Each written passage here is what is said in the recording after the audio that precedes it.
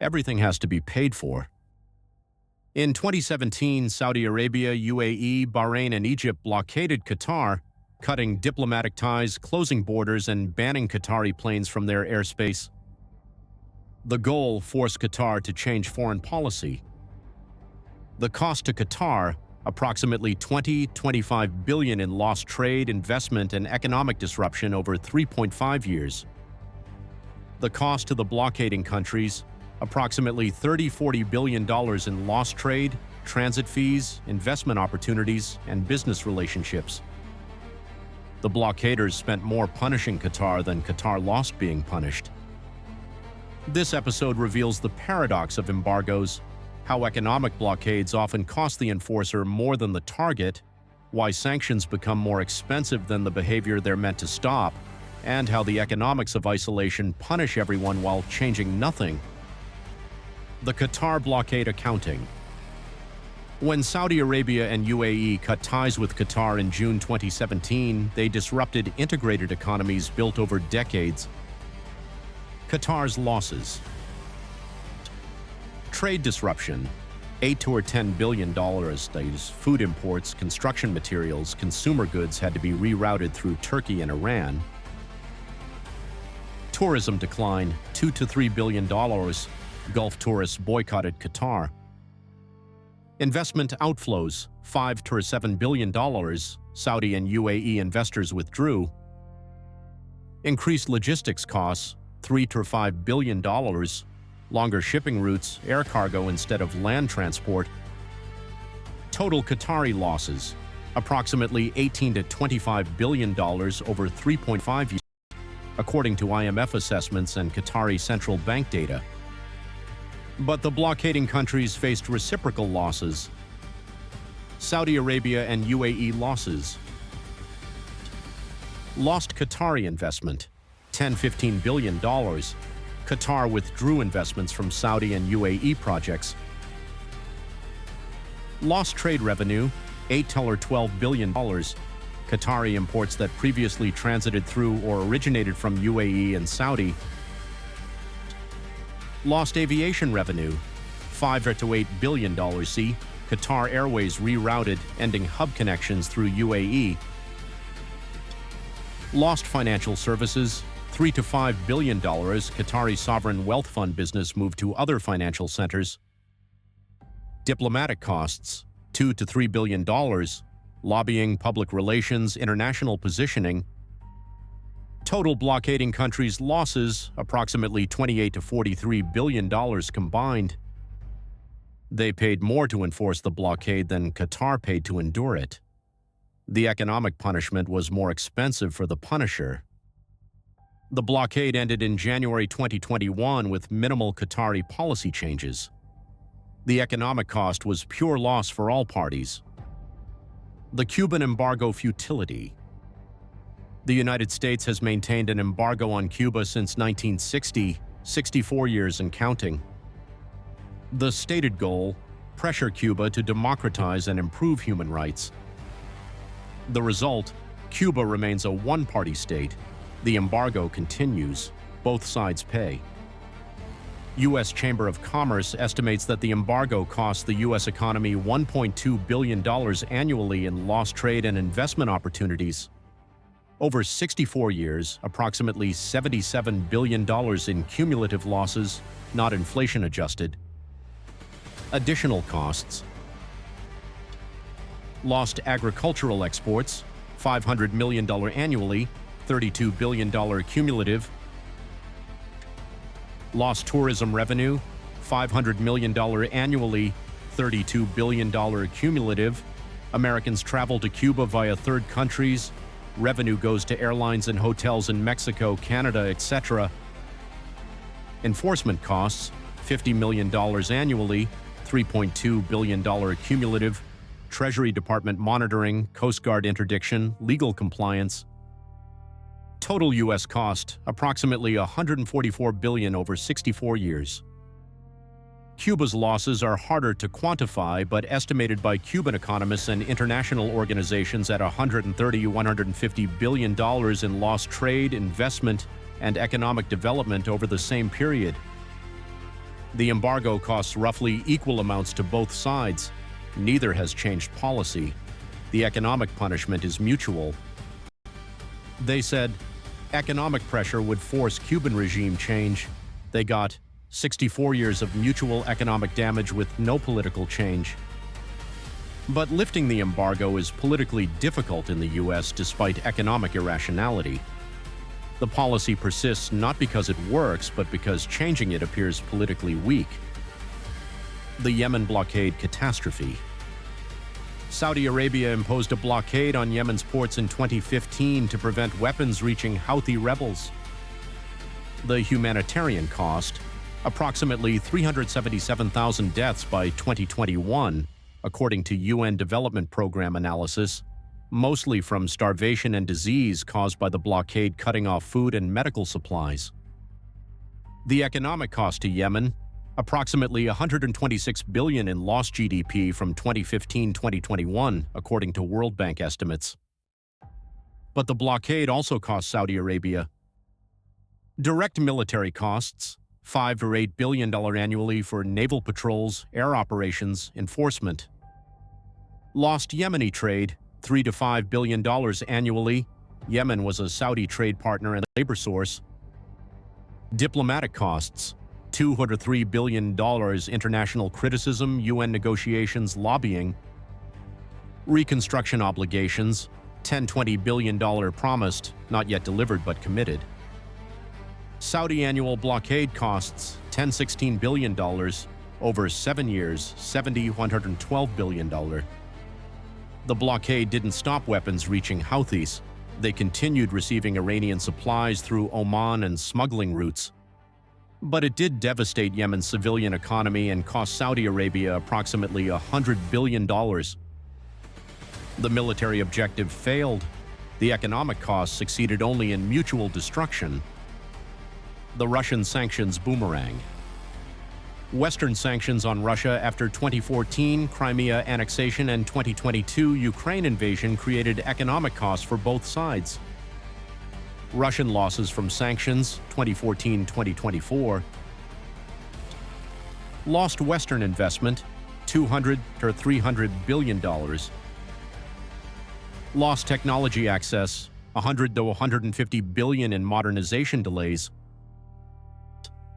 Lost trade $150 to $200 billion.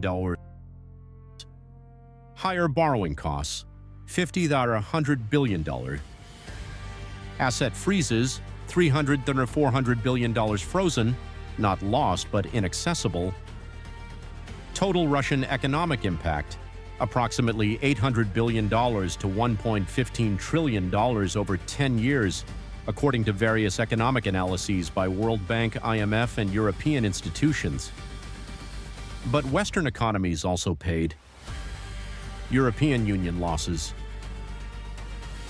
Lost Russian energy imports, $200 to $300 billion, had to purchase more expensive alternatives. Lost Russian market, $100 to $150 billion in export revenue. Higher energy prices. Economic impact, $400 to $600 billion. Inflation, reduced growth, higher costs. Sanctions enforcement and compliance, $20 to $30 billion. U.S. losses. Lost Russian market, $20 to $30 billion. Higher global commodity prices, $50 to $100 billion impact. Sanctions administration, $10 to $15 billion. Total Western costs, approximately $800 billion to $1.2 trillion. The sanctions imposed roughly equal economic damage on both sides. Russia continued Ukraine operations. The West maintained sanctions. The economic pain is mutual and ongoing. The Iran sanctions trap. U.S. sanctions on Iran have been in place in various forms since 1979, 45 years. Iranian losses. Lost oil revenue, $200 to $300 billion. Sanctions reduced exports from 2.5 million barrels per day to as low as 400,000 barrels per day. Lost international investment, $150 to $200 billion. Higher import costs, $50–100 billion, having to use smuggling, intermediaries, higher risk channels. Frozen assets, $100–120 billion. Total Iranian cost, approximately $500–720 billion over 45 years. But the sanctions also cost the U.S. and allies. Lost Iranian oil supply, $150–200 billion. There's global oil prices higher due to Iranian oil kept off market. Lost Iranian market, $100–150 billion in trade and investment opportunities for U.S. and European companies. Sanctions evasion costs, $50–75 billion. Other countries and companies find workarounds, creating parallel systems the U.S. cannot access. Enforcement costs, $20–30 billion. See Treasury, State Department, intelligence community resources. Total sanctioned countries cost approximately $320–455 billion, sir. The ratio is more favorable to sanctioners than other cases. Iran pays more than the West. But the West still pays hundreds of billions for sanctions that haven't achieved regime change or major policy shifts. Iran developed nuclear capabilities during the sanctions period. Sanctions delayed but didn't prevent this. The cost was enormous. The outcome was limited. The North Korea isolation economics. North Korea has been under international sanctions since the 1950s, intensifying significantly since the 2000s. The country is among the most isolated economies globally. GDP per capita, approximately $1,300, compared to South Korea's $33,000.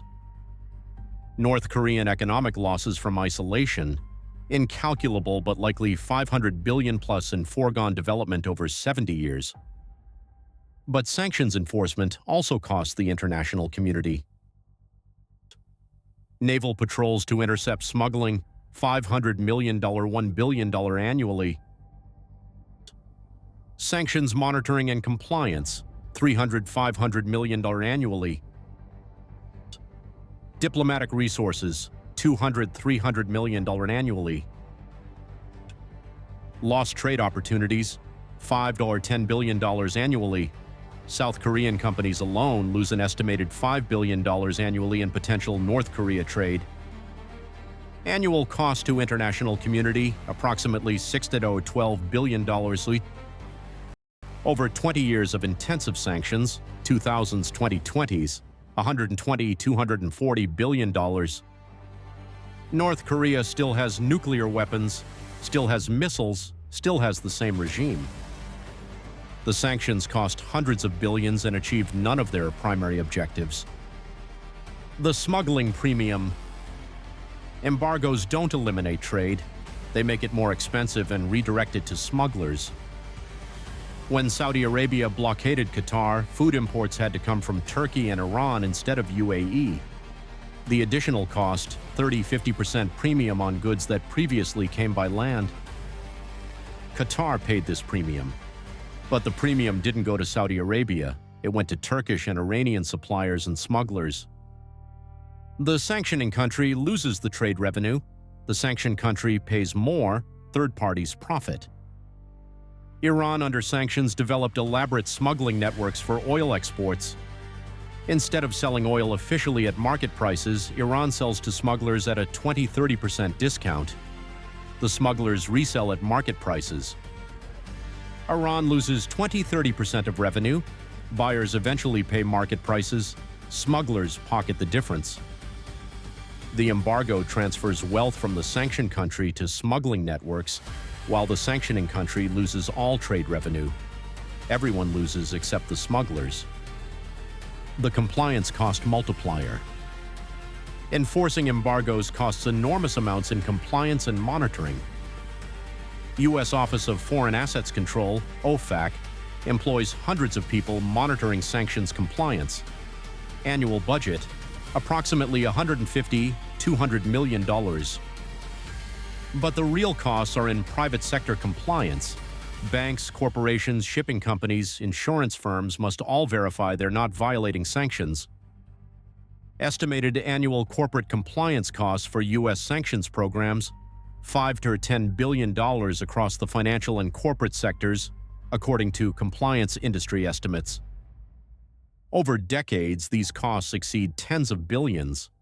This is money spent not on productive activity but on ensuring non-violation of embargoes. The sanctioned country doesn't pay these costs.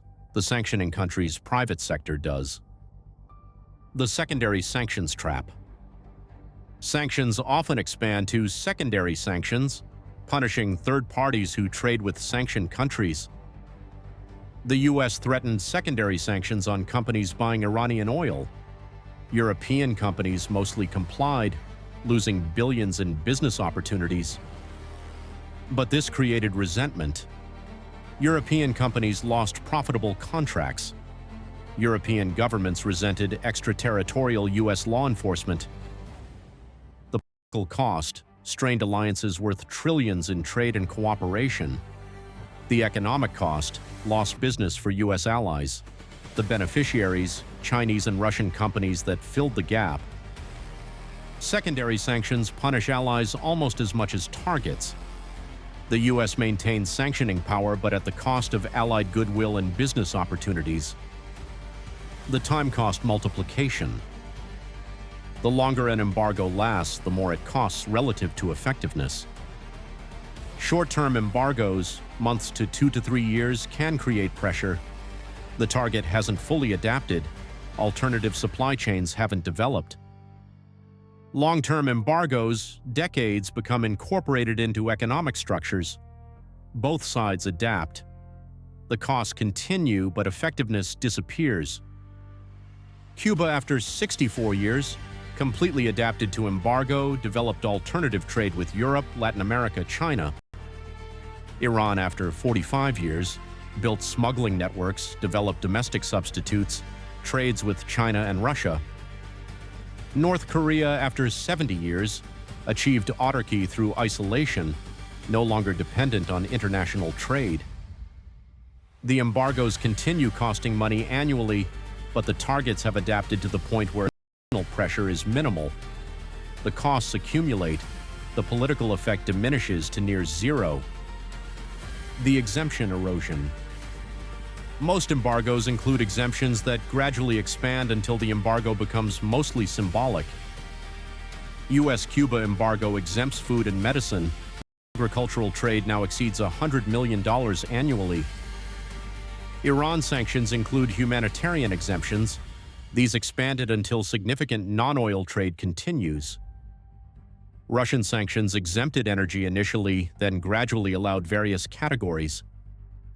Each exemption reduces embargo effectiveness but is politically necessary to avoid humanitarian catastrophe or unacceptable economic costs to the enforcer. The result: embargoes that cost billions to enforce but exclude the sectors that would create maximum pressure, creating expense without effectiveness. The domestic constituency problem. Embargoes harm domestic constituencies in the sanctioning country. U.S. farmers lose Cuban market, $500 million annually. They lobby for exemptions or lifting. European energy companies lose Russian market, tens of billions. They lobby for sanction relief. These domestic lobbying costs, both direct lobbying expenditure and political capital spent resisting them, add to total embargo costs. The sanctioning government must spend political resources managing domestic opposition to policies meant to pressure foreign governments. The irreversibility trap. The longer an embargo lasts, the harder it becomes to lift. Lifting appears to reward the sanctioned country's behavior. Political opposition frames removal as weakness. Cuba embargo could have ended decades ago on pure economic cost-benefit analysis, but lifting it would be politically framed as surrendering to Cuban communism. Iran sanctions could potentially be lifted with major concessions, but domestic U.S. politics makes any deal politically difficult. The political impossibility of lifting unsuccessful embargoes means they continue indefinitely, accumulating costs without producing results. The system revelation. Embargoes operate on political logic that defies economic logic. Economically, they cost the enforcer as much or more than the target. They enrich smugglers, they strain alliances, they accumulate costs over decades without achieving goals. Politically, they demonstrate resolve. They satisfy domestic constituencies demanding action. They avoid military escalation. The economic irrationality is irrelevant to the political necessity. Qatar blockade. $40 billion spent by blockaders, $25 billion lost by Qatar, zero policy changes. Cuba embargo, $144 billion U.S. cost, $150 billion Cuban cost, zero regime change. Iran sanctions, $455 billion Western cost, $720 billion Iranian cost, limited policy changes. The costs are enormous, the results are minimal. The embargoes continue because lifting them is politically harder than maintaining them. Everything has to be paid for, and embargoes are paid for not just by the target but equally by the enforcer in lost trade, enforcement costs, political capital, and allied resentment, while achieving almost nothing except proving that economic warfare is expensive for everyone and effective for no one. Subscribe to The Price of Conflict to understand how economic weapons backfire.